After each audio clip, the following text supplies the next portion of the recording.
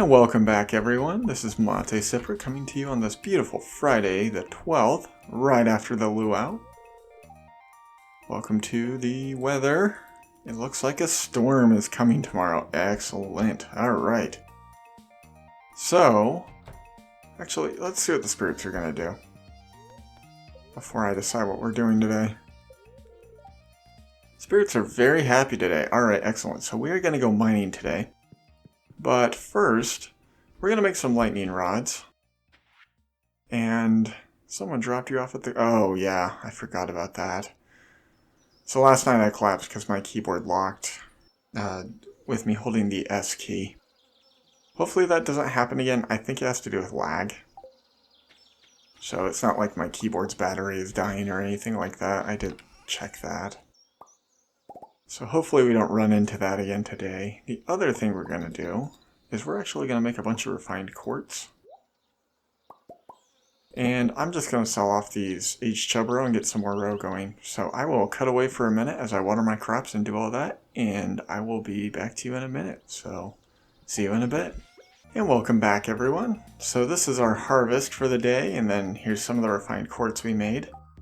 We should be able to make 3 lightning rods. If we wanted to, we could wait for these 3 to get done, and they'll have some more refined quartz. We might do that, we might not. Depends on kind of when everything gets done, I guess. Doesn't really matter where you put these, just so long as they're in a spot that you can get to, I guess is really the best way to put it.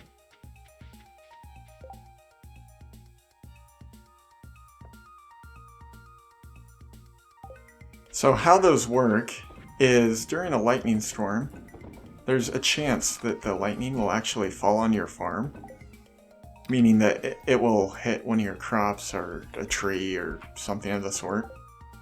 And so by putting those lightning rods, it doesn't make it so it's impossible for the lightning to like fall on your crops, but it makes it less likely.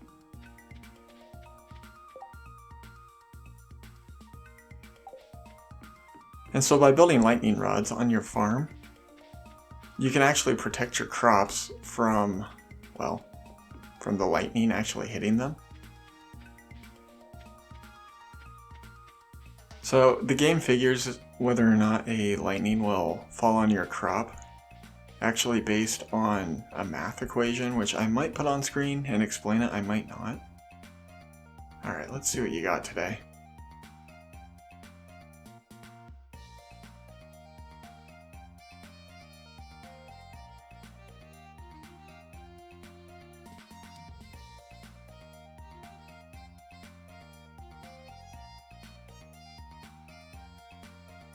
Oh, we don't need a crab. Don't need those. We can actually buy these in the fall, so not much of a reason to be going after them. Melon seeds, we can buy those up here for a lot cheaper.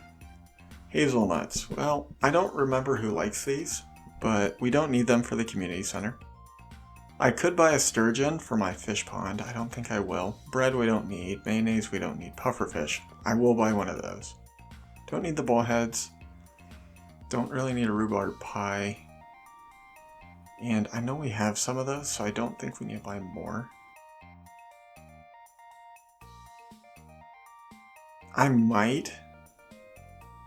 You know what? I might. So that'll give us 3 of them growing. So you really only need 1 of them to complete a quest that you do with those. So the other 2 will be able to sell. You can't do anything else with them other than sell them or give them to the quest.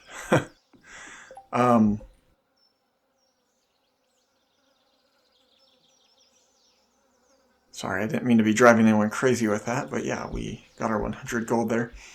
So yeah, they really can only be used to either sell once you've finished the quest or for the quest. But yeah, so today we're gonna run off to the mines and hopefully get down to floor 100. Can't say that I'm too happy that I abandoned ship as early as I did. And when we come back, maybe we'll make some more of those lightning rods. We'll have to see. Yeah, let's get on down here to the mine. I'm just gonna throw these away so we don't have to run the risk of making a hard decision. So yeah, let's see what the good luck, whoops, has to say to us today. Guess I should have kept the fiber. Oh, we got a bridal veil. Well, maybe that'll be our winter hat. We'll have to see. We still haven't found the hat that I want to wear for the fall, but you know what? We'll see what we can do.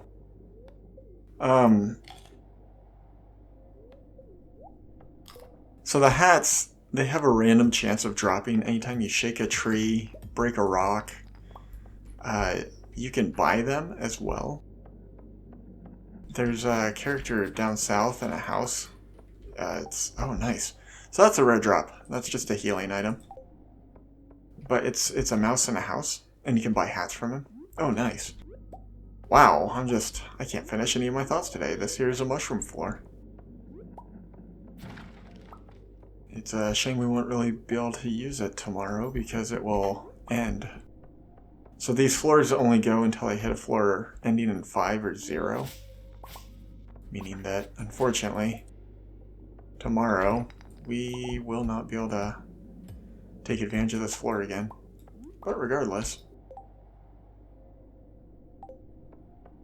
I will not complain about the free mushrooms. So something that you might have noticed, but maybe you didn't, is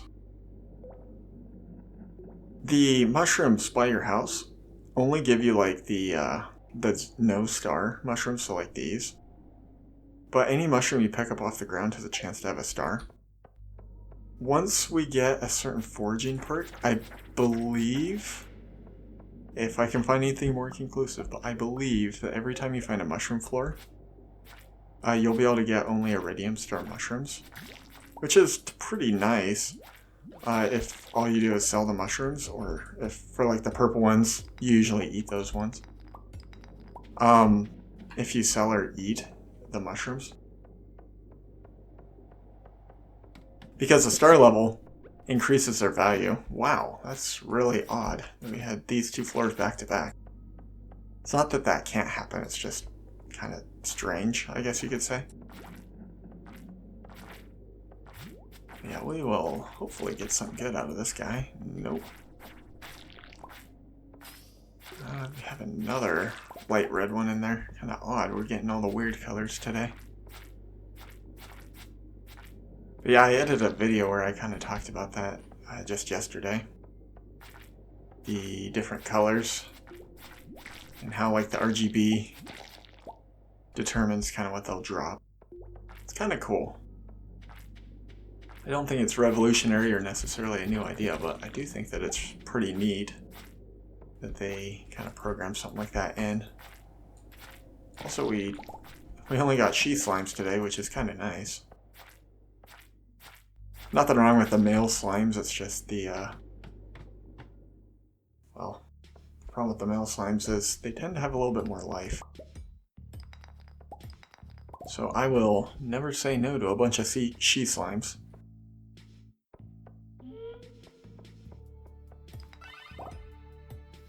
Man. Sorry if there's been some odd cuts or some odd moments of silence throughout this recording today. I don't know what is going on with my throat. It is not very happy. Kind of had a bad night last night. I don't know. I don't really want to talk about it, just health stuff. But, you know, I'm fine, I'm healthy, so feel good enough to record. Otherwise, I wouldn't be doing it.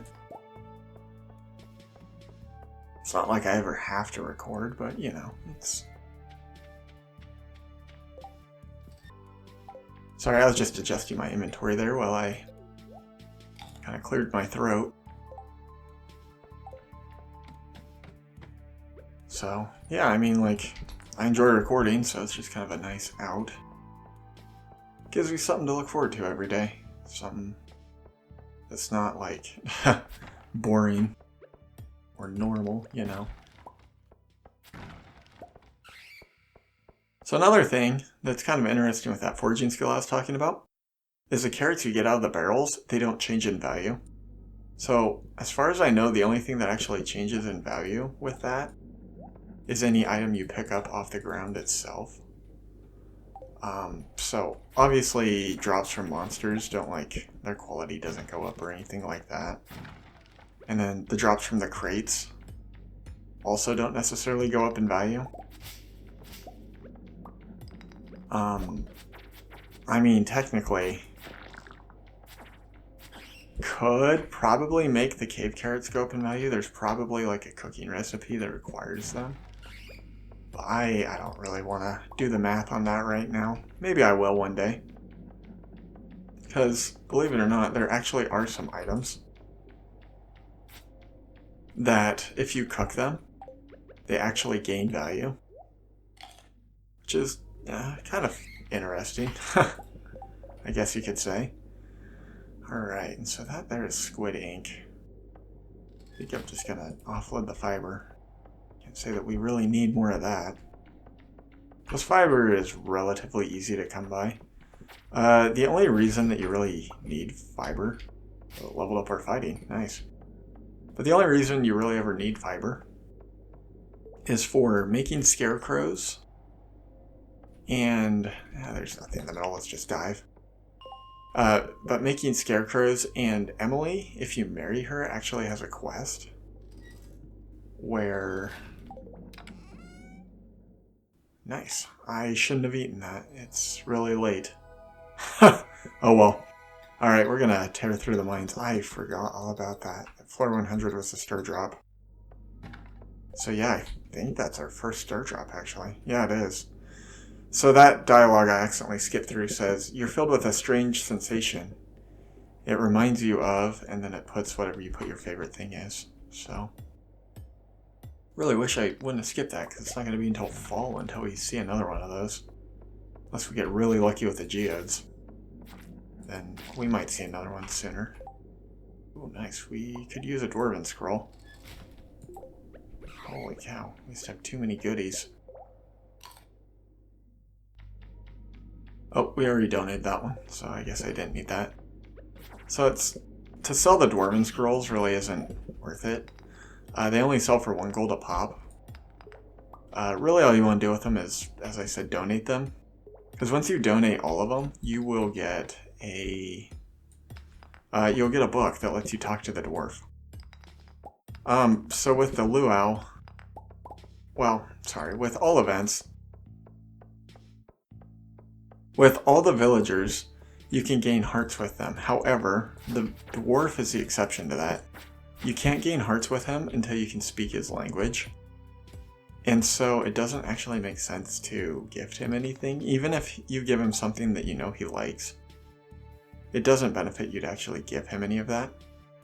Now, this is kind of funny, but the fire quartz here is worth 3 of these. So if I would have thrown away those 3 quartz, it would have been the same as me picking up that 1 quartz.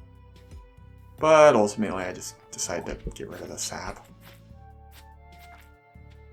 So yeah, now that we have that new pond opened up, we might come back down here and try to do some fishing. We'll have to see. Also, those little guys that shoot the fireballs at you, that drop the ink, they're called squid kids. They only have 1 hit. They only have 1 HP. So you can pretty much hit them with anything you have, and you'll easily be able to deal with them. They're not the most complicated of enemies. Obviously, like, the fact that they fire a projectile at you kind of does make them slightly annoying. But they're not, I don't know, they're not terrible to deal with. There is a monster in the next cave that we'll be going to, because spoilers, there is another cave.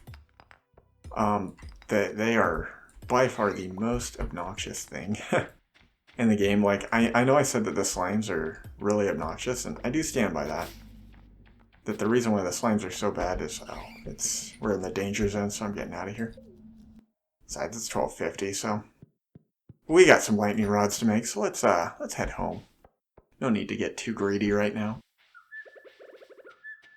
So yeah, we'll make sure that we get rid of this. It's not, as I said, really worth anything, but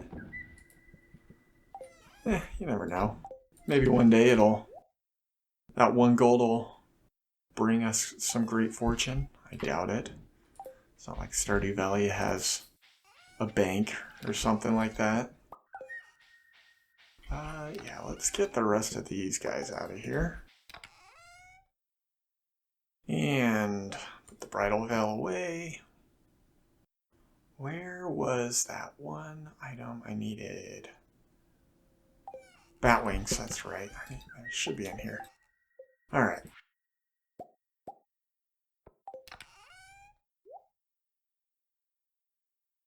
And just like that, we have 6 more of these lightning rods, so it doesn't really matter too much where you put them, just put them someplace that you can get to them and that they're not in your way. Doesn't matter if you put them by your crops or not, because they will act the same. I might collapse out here, which isn't necessarily a big deal. Alright, perfect. Yep, and that's how we're going to finish Friday the 12th.